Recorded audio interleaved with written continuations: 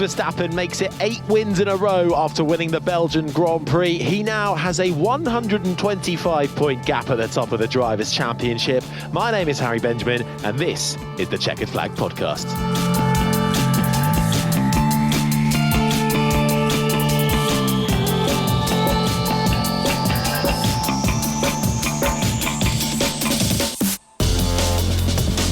Well, it was indeed Verstappen who once again won. He had to start from 6th on the grid, though, but really it was a matter of when, not if, he was going to take the lead. Calling all the action for the Belgian Grand Prix alongside myself was the former McLaren mechanic Mark Priestley and the former Williams F1 driver Jack Aitken. Mark, let's start with Max. Superior, superfluous, writing on the wall, fantastic. Superlatives, yeah, well done. Yeah, it was exactly that, really. It was probably how we expected it to end, but I think it probably took a little bit longer for him to get to the front than many of his thought, such as the advantage of that Red Bull car. It took him quite a way in as he got stuck in a bit of a DRS train. It was actually his teammate that was the early focus of this race, Perez finding his way to the front. But then it was how long was it going to take Verstappen to find his way past the cars, which are decently quick cars, and then get past his teammate Perez. But of course, in the end, he absolutely did exactly that and comes home with maximum points. Over 20 seconds Verstappen had over Perez, Jack. But I feel like we're asking this every week now, how much do we rate Verstappen? Because he's almost unrateable. He's through the roof. It's actually ruining Formula One a little bit because of how good he is. Yeah, it's a debate that comes up every time we have these periods of domination. We've seen it before, haven't we, with Hamilton, with Schumacher, with Senna. I mean, it's a little bit boring, dare I say it? Yeah, boring for the rest of us who are watching on. We watch this because it's a sport we love. We love to see the competition, the battles for, the biggest prizes in motorsport. But we're being robbed a little bit of that at the moment. But you have to take off your cap to how good a job not just Max is doing, but Red Bull as well.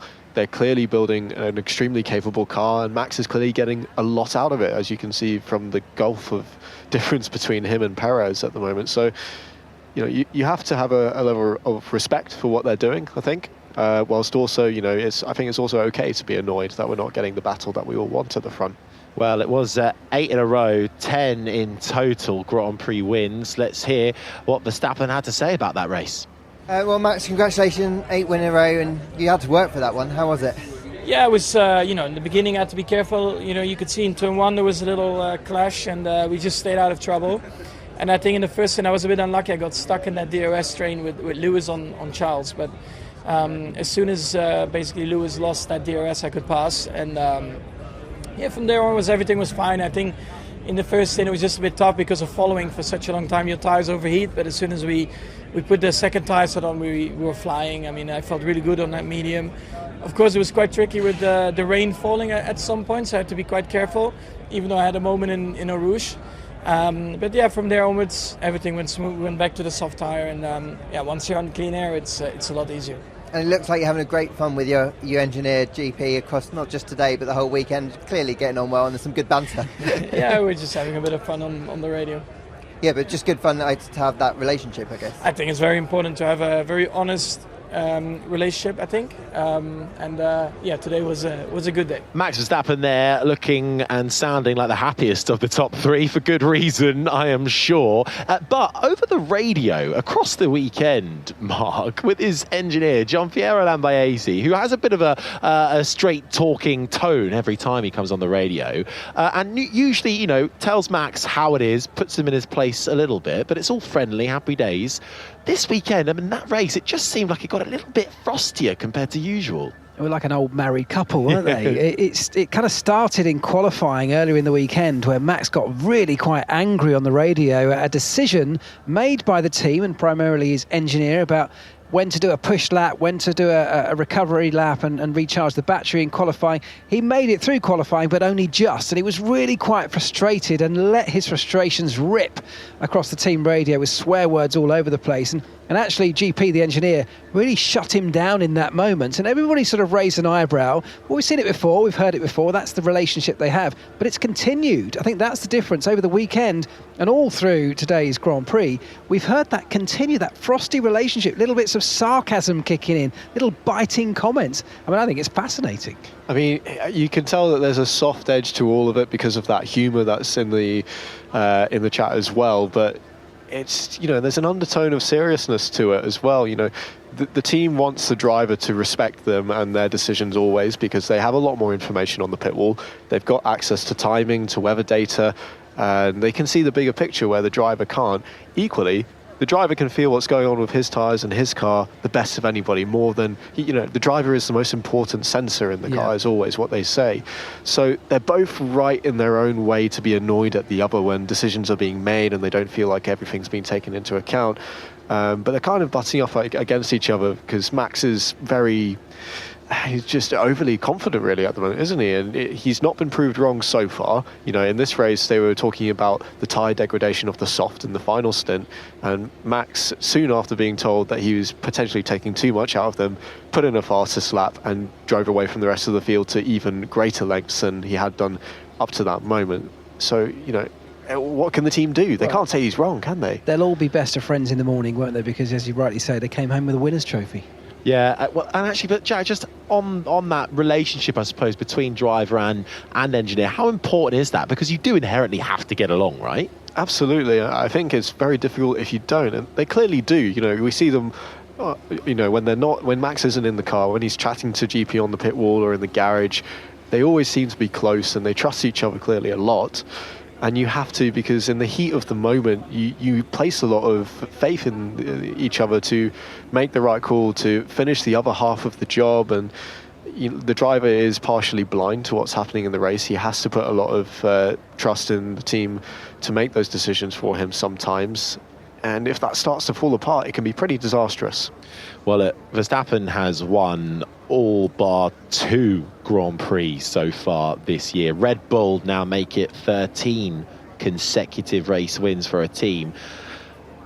Mark, are they going to win every single race for the rest of this year? It's been the thing that we've all been asking since early on, and everybody keeps saying, well, of course they can, but will they is a different story. There's so many things that could get in their way. But look, we looked at today, Max started 6th on the grid. There were so many hazards in front of him. Starting 6th at Spa, where you go into that real tight turn 1, the potential for disaster is huge there. But once again, he was sensible. He had that experienced head on him. He avoided it all. He was patient. And yes, it took him a bit longer to get to the front, but that's exactly what he did. So absolutely, they could win every race. They could win every race. And one of the other things we haven't seen so far from Max Verstappen is driver mistakes or anything reliability really happening with him. The grid penalty was the first we've seen of any kind of wrongdoing when it comes to the technical elements of it. But there was a moment in that race, Jack, where Verstappen was going up through Eau Rouge and he had an almighty twitch of the rear and had to save it. That could have been a huge incident and could have, then let Perez through to take the win. Yeah, as Max said, that's probably the worst corner in, not just on this circuit, but on the whole F1 calendar, to have a moment like that. And it came during that period of light rain that we had in the middle of the race when we weren't sure if it was going to be getting more intense, less intense, if it was going to stick around, and the drivers had the same issue. You can see the spots on your visor, but how much grip is it actually taking away from the track? It's always very hard to judge. And when you go on the run down to Eau Rouge from the source, it's a big commitment moment, because if you back off too much, you lose all the way down the Kemmel Straight, and any extra sort of lift off the throttle you have, it just compounds and you lose a lot of time. And Max did have a big lift. He was clearly thinking that he was playing it safe, went through the compression at the bottom of Eau Rouge, and the car just started to go sideways on him, and he gathered it all up. Only lost a little bit of time, but it was heart and mouth moment stuff. And really the only opportunity for him to lose that race. Woulda, shoulda, coulda, he didn't. But it just goes to show that maybe there could be an issue somewhere along the line that prevents Verstappen from winning a race.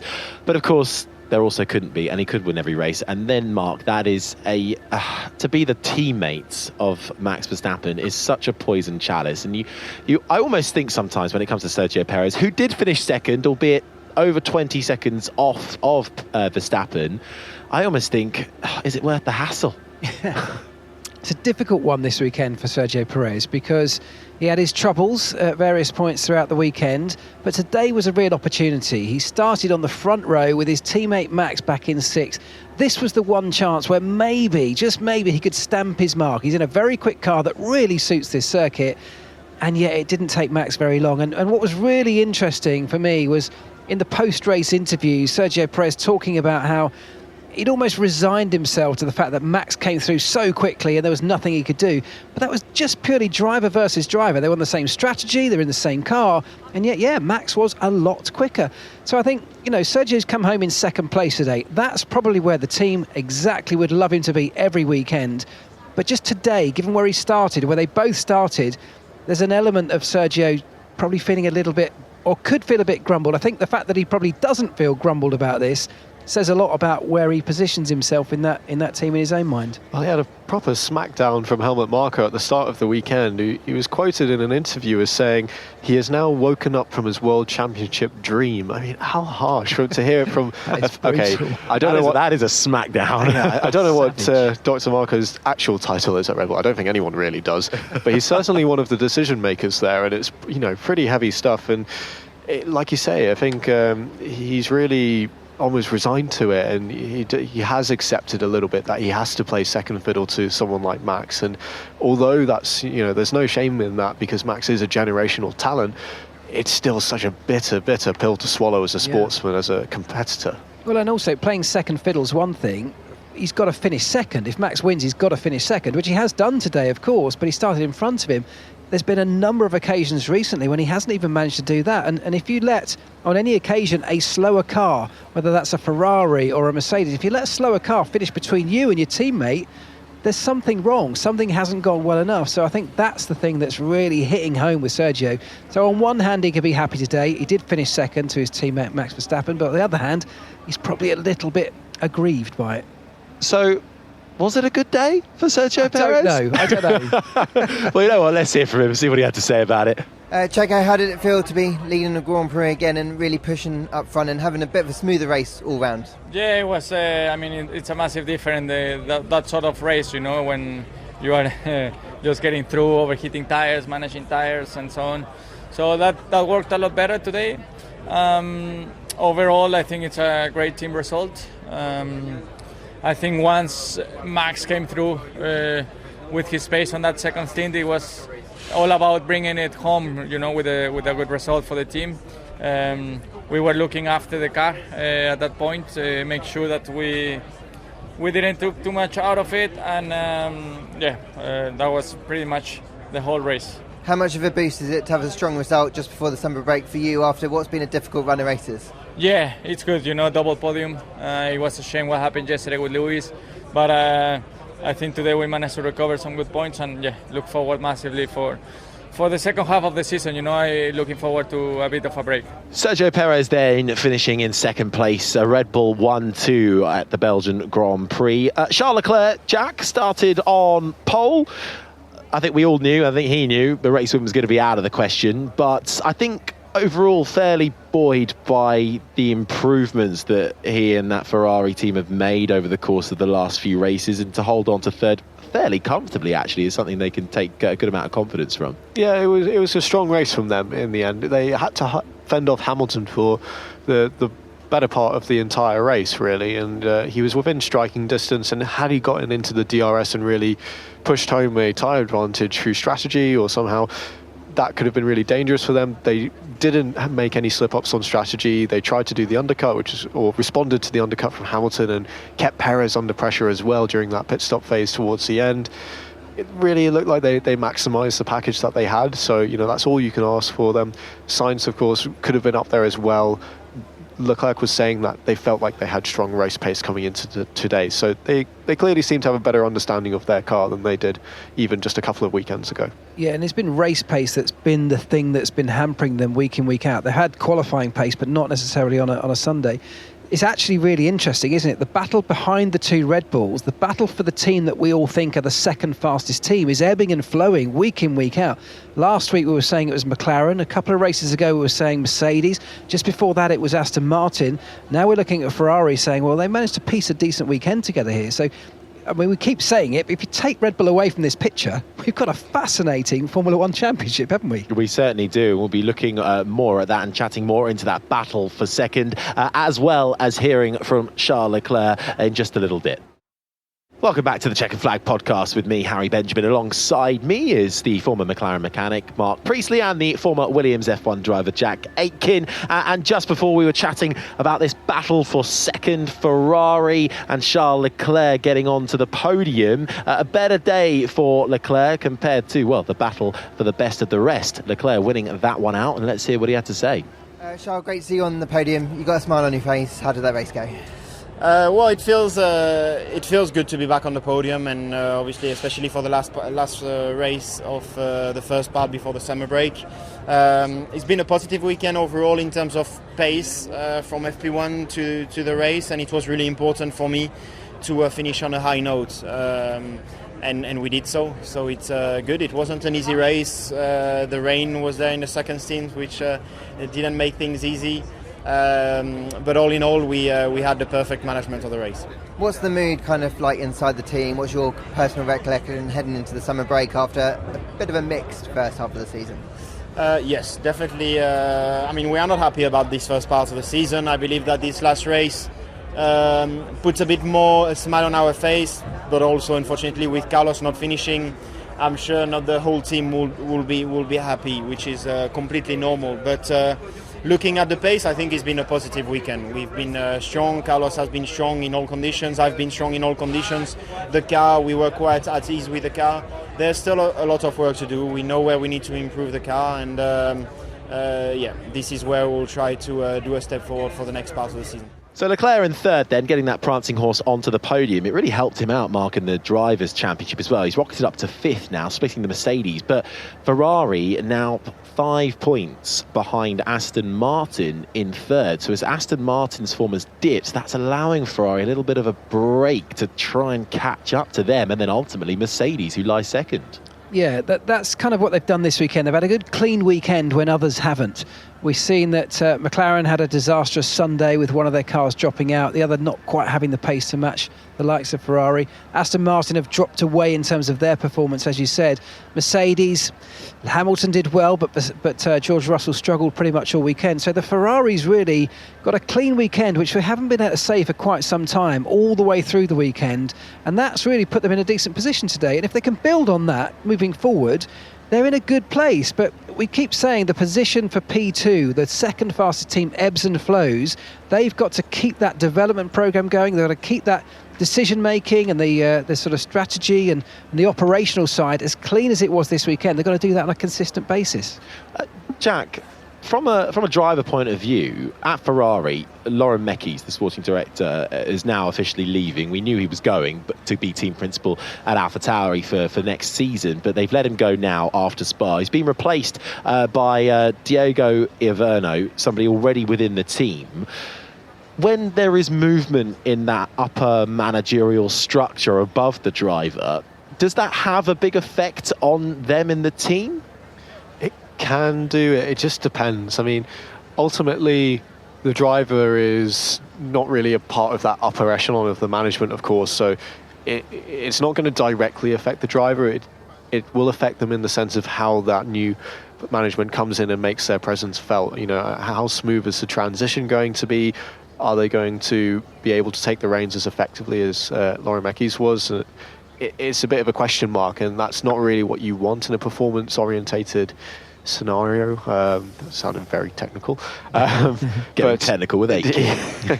Definitely not. But it's just another question mark at the end of the day. So you hope that everything will transition smoothly, that you'll come out with a better result at the end with this new with this change of personnel. But you can't really be sure. And it's not just happening at Ferrari, is it? Up and down the grid, we've had a few people moving around at various teams, going from one team to another, managerial structural changes. Alpine, a great example of that. As a driver and a sort of engineering team, mechanic team around that driver, you can sort of stay isolated from most of that most of the time. You just get on with the weekend, and in theory, nothing should change. The one thing I always found when this kind of these political rumblings are happening, or talk in the media, what people are saying about you, that can have an impact on the sort of environment and the mood in the camp.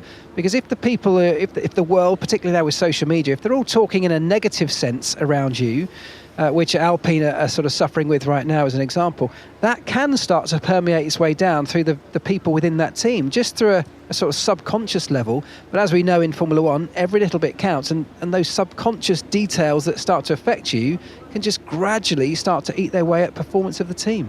Well, either way for Ferrari, it was a mixed day with Leclerc getting onto that podium. Carlos Sainz, however, after a good start, locked up his brakes going into La Source, had to dart over to the right-hand side, and in doing so, pinched Oscar Piastri and the McLaren up against the wall, and both of them receiving contact. Ultimately, that put Piastri out of the race pretty much straight away. He limped on further around, but then pulled off to the side of the road. Carlos Sainz struggled on for a few more laps, but was dropping positions left, right and centre, and ended up retiring. So mixed fortunes for Ferrari, but I think we talk about this battle for second, and McLaren were and are on the up massively in the last couple of races. But I really thought Jack Piastri was going to have his moment today. I really thought he was going to be on the podium, because in the sprint he was absolutely epic, getting into the top three, finished in second. Doesn't technically count as a podium, but that is heartbreaking for Piastri.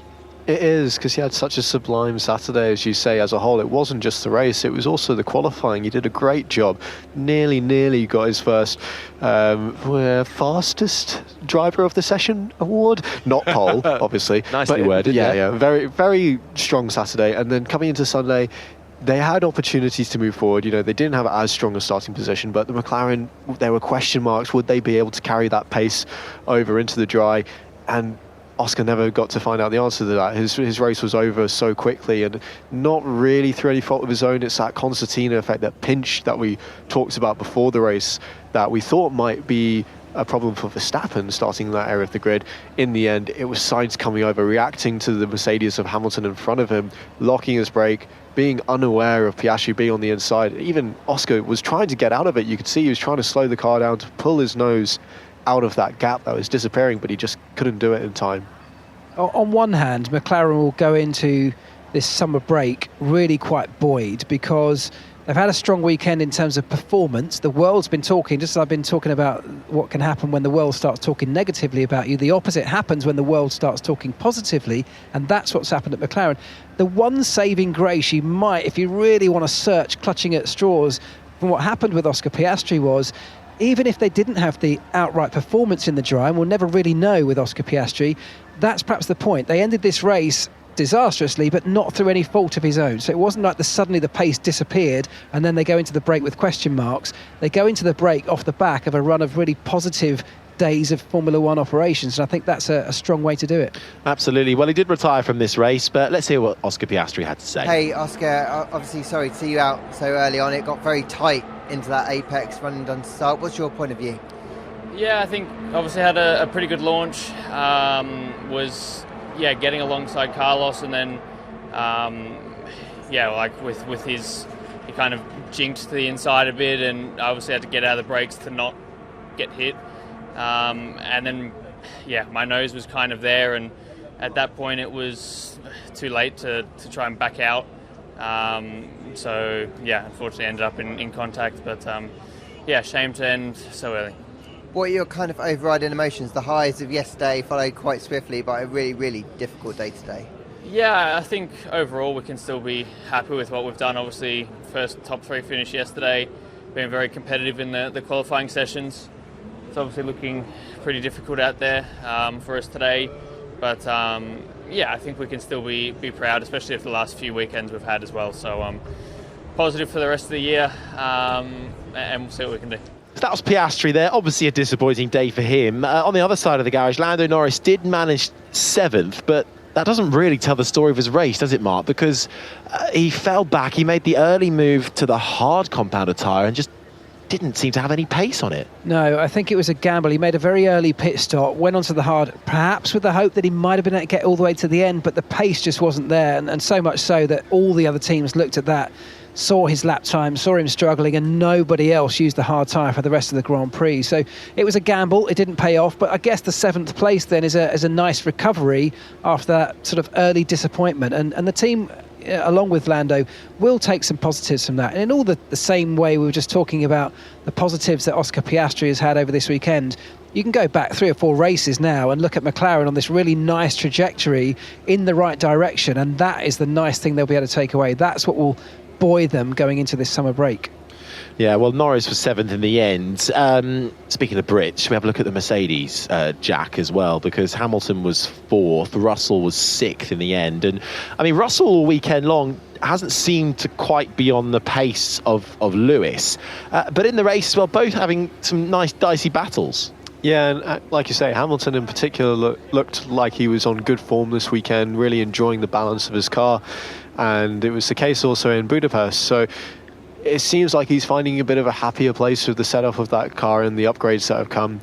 He's clearly more comfortable in qualifying. The race pace may be still lacking a little bit, and they need to find something to really challenge the Ferraris. And, you know, it's that battle that we were talking about before. Who's going to keep the development going in this race for 2nd place in the Constructors? Do you think that Hamilton's good couple of results, because you've got to say today was a good result really for Hamilton and showing strong pace. Last time out, as you said, pole position in Budapest, a strong weekend. Do you think that might have any bearing on the sort of contract talks that are going on in the background, potentially at Mercedes, and seem to be dragging on forever? I mean, as a driver, are you more likely to put pen to paper when you just feel good about what's going on in that moment?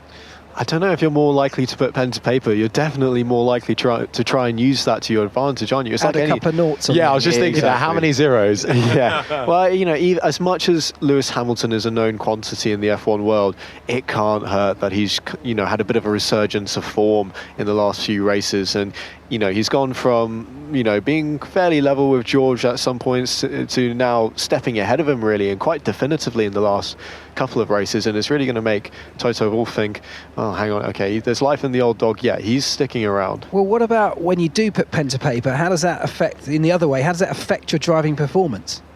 I think I've seen it go both ways, and I sympathise with both in that you can put pen to paper, and in a way it can be a relief, and it's like that thing that's been rumbling along in the background that it can be quite stressful is done, and it's, you know, it's confirmed, it's signed, sealed and delivered. You've got that security in your back pocket, you're free to perform. It can also go the other way of just getting complacent, because some drivers really thrive under that pressure and that stress, and actually being forced to perform day in, day out because you know something like that contract is on the line can really, you know, bring people to their best. And I'm not really sure which Lewis would be. You'd think that he'd like a bit of pressure actually from the past. I remember recently, just a couple of years ago, Antonio Giovinazzi, when it was announced that he wasn't going to be staying in Alfa Romeo, suddenly came alive. And we were all thinking, where have you been for the last few years, Antonio? Now he's a Le Mans winner, so I think he's okay. But that battle you mentioned in the Drivers' Championship at least is super tight now. And Hamilton got the fastest lap as well, so an extra bonus point. He's only 1 point behind Alonso. Leclerc and Russell are tied on 99 points, 5th and 6th. Sainz then only a couple more points back in 7th. But 1 point, Alonso's on 149 points in 3rd, Hamilton on 148. So it was a good thing Alonso finished 5th, because he still gets a decent haul of points, but that's going to be a nice battle that begins to develop. It's Alonso and Hamilton once again. Yeah, great, isn't it? Yeah, that is the one we want to see. So yeah, you're absolutely right. I think that's shaping up nicely, and there is a little bit of needle historically between the two, so both of them will desperately want to be in front of the other. The other point, actually, you just mentioned Lewis Hamilton getting that bonus point for the fastest lap. How much is that going to wind up Max Verstappen? Because it only happened on the last lap of the race where Max had it up until that point. I know it's only a point, and in the grand scheme of things doesn't matter, but you know that it's going to annoy Max. He's probably going to have another go at GP, say, why didn't you tell me Lewis was going purple? God, I could have had that. It's easy. Oh, God, I would love to be a fly on the wall in that debrief room in Red Bull. Everything went so superbly well for them, but yet there'll be those little niggles, won't there?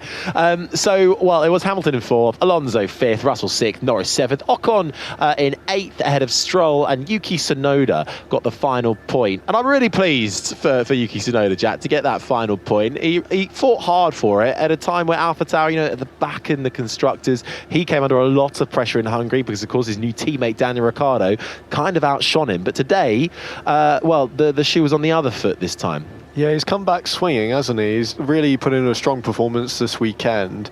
And by contrast, Daniel Ricciardo had a pretty torrid race. Not entirely through his own fault, but still, he wasn't able to work his way through the DRS train that was happening in the lower order of the field. And that's quite important because, as you say, Daniel's come in and instantly hit the ground running. He had a really solid first performance, and you could almost see that the team were gravitating around him already as a more experienced driver, the guy that's been there and done it before.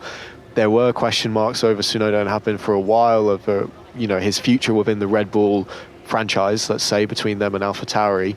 And, it was all going the wrong way for Yuki before this race, and he's clawed a bit of that back now. Yeah, I think that's how he'll feel after today, because it's a positive for him. But I actually personally think that he's in a bit of trouble here, because I think Daniel Ricciardo is actually very, very strong already in that car. Really, the only reason Daniel Ricciardo was languishing at the back was after that moment in qualifying where he stepped over track limits and lost his lap time. Clearly, that's his own fault. That was a mistake. But it put him on the back foot for today, and he didn't manage to get through that train of cars. I think you put the two of them next to each other on a sort of clear bit of track in the same car. I think Daniel Ricciardo is showing signs of winning every time, and that's got to be a worry for Tsunoda. You know how brutal that Red Bull family can be if you're not living up to expectations. So that's one to keep an eye on in the second half of the season. Yeah, it really will be. Well, Yuki will have the summer break along with the entire field to regroup, collect, and get ready in 4 weeks' time when we head to Zandvoort for the Dutch Grand Prix. So it's the summer shutdown, enforced shutdown. So bit of a chance then to have a little look back at what we've experienced so far in the 12 races now that we have run. Of course, Imola being cancelled due to the terrible flooding there. And I suppose at the start of this year, Mark, we were almost lulled into a false sense that, oh, hang on, Sergio Perez, could he challenge Max? I think he was lulled into the false sense of that as well, unfortunately. Yeah. Look, that's we hyped it up, I think, as much because we desperately wanted to see that battle play out, much more so than we actually believed it was going to play out. And I think probably Sergio got caught along in that hype as well, as I'm sure all drivers will do. He had a string of good results, and fair play to him, and many of those results were on merit. He did a sterling job at a number of races, and on some occasions matched Max Verstappen, even beat him. But it's the long term that really matters, isn't it? A championship's won over an entire season, and if we zoom out a little bit now, with the benefit of having seen half a season, he's not even come anywhere close to Max Verstappen on a consistent basis, and unless you do that, you will never win a championship. Yeah, I think the turning point really for Sergio Perez's downfall was Monaco, wasn't it? Or even actually go back a race before to Miami, started on pole, and then Verstappen was back in the pack, managed to catch him and then get a gap. And then since then, Jack, it all kind of fell away from Perez, certainly in qualifying. It just seemed like his head was completely gone. Yeah, you could see the spiral starting to happen as things just went from small little mistakes or just losing the odd race here or there to Max head-to-head, as it were, to suddenly he's making unforced errors and crashing the car, doing a lot of damage, and yeah, he's starting to recover from that now. He's had a clean race weekend here. Budapest, less so. He had that crash in free practice, of course, which marred the weekend for him a little bit, but he still managed to get a good result out. So if he can recover and press on in the second half of the season and solidify his place in second place in the championship, that'll do a lot of good for him. But it's already been quite a roller coaster of a season for him. It has. I think also one of the big surprises at the start of the year was Aston Martin and the huge jump that they made. Alonso scoring 3 podiums in the first 3 races. Now they're starting to take a little bit of a dip in form as this battle for second intensifies in the constructors, at least. Mark, as we look forward to the second half of the year, how do you see this one playing out? Well, I don't know, and I think that's the beauty of it. Come on. I think isn't that great? I mean, we look at the very front end, we look at Max and Red Bull, and we say that's all done and dusted, and I don't think anything's going to change that, no matter how many races you ran until the end of the season. But behind that, I really don't know how it's going to play out, and I'm almost a little bit surprised at how big the swing has been in terms of performance between some of those teams, particularly in an era where Formula One's cost capped. You can't just spend your way out of trouble. It's not a case of just throwing upgrades continuously, which is what the big teams used to do in the olden days. It's now about being more strategic about when you bring upgrades in and what you spend your money on, and yet still we're seeing quite big swings in performance. So from a championship perspective and a neutrals point of view, if you're looking on outside of that top 2, it's great, isn't it? Yeah, it's great, and those swings are going to carry on into the second half of the season. We have still got a huge variety in terms of the circuits that are yet to come, and that will play to the different strengths and weaknesses of each car. And the other interesting thing that's going to come up is who's going to switch to the development of the car for 2024 versus carrying on with the development of this year's car and trying to eke out as much performance as they can. Because you can't just, as Mark was saying, throw resource at both. You're going to have to pick and choose. Which do you commit to, this year or starting early on next year's car? And of course, the thing that no Formula One fan will want to hear is that, of course, the one team who could afford to give up on this year now and start switching to 2024 is Red Bull.